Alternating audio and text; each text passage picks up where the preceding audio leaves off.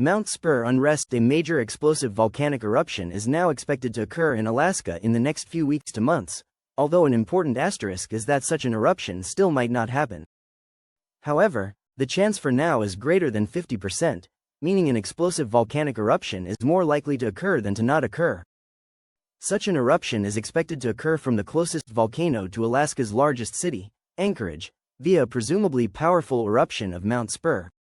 Yes, this glacier-covered volcano was the same volcano which dumped 1/4 of an inch of ash on Anchorage in 1953, and 1/8 of an inch of ash in 1992. If a similar eruption to these two large-magnitude eruptions were to happen this year, it would for a time disrupt significant amount of air traffic, since even very minor amounts of airborne ash can cause airplane engines to stall or ignite. But, since what I said has fairly major implications, a significant amount of evidence is needed. Well, here is that evidence.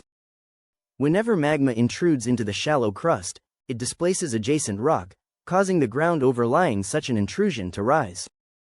Scientists have been monitoring exactly such a magma intrusion at Mount Spurr since February 2024, which has pushed up the overlying ground by as much as 2.8 inches or 7 centimeters.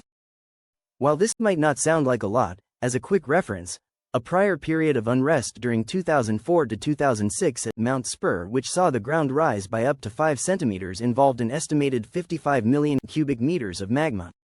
If that volume of magma was to have erupted during that prior unrest episode, it could have generated up to a low-end VEI-4 explosive eruption, perhaps up to about 1/10 the size of the 1980 eruption of Mount St. Helens. And, while we don't know the exact volume of magma involved in the current unrest, it is presumably larger than 55 million cubic meters. Similar unrest episode, but, as I just stated, since Mount Spurr last erupted in 1992, it has underwent 2 other periods of unrest.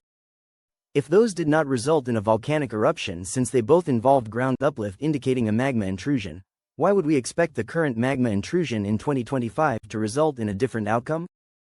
Well, every scientific reading indicates a stronger ongoing unrest episode than the prior 2 at the present, with more uplift, geothermal vent changes, gas emissions, and earthquakes being involved. Earthquakes during the beginning of the year were consistent with a body of magma intruded to 2 to 3 miles below sea level, largely striking underneath the summit of Mount Spurr. However, on January 27, earthquakes shifted to beneath the crater peak vent, with a specific cluster of events progressing up the suspected location of the vent's magma conduit.